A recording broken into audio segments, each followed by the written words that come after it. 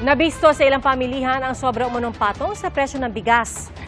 Pati ang ilang pangunahing bilihin nagmahal ngayong papalapit na ang Noche Buena. Saksi, si Maki Pulido.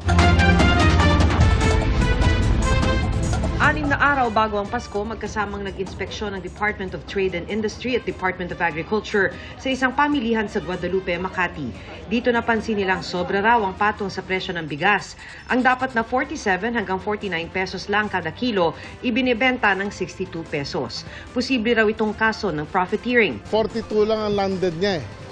So sabihin mo nang dapat plus 5 to 7 yan. So dapat 47 to 49 yan, hindi 62. I have to look at the legal ways na pwede namin silang aksyonan eh.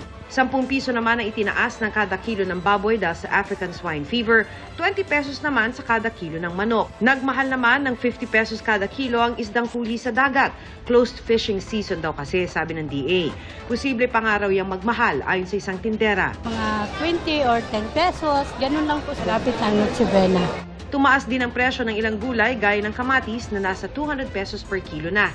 Ayon sa DTI, hindi hihigit sa 5% ang taas presyo ng Noche Buena items. There's no price increase until the end of the year. Yan yung pinag-usapan with the manufacturers. Kaya ang dati ng simple ng Noche Buena ng ilang mamimili, mas sisimple pa. Mabawasan mo na lang talaga. At least meron pa rin na kahit paanong handa. Sa Green Hills, San Juan, dagsa ang maraming last-minute shoppers. Late na kayong namili.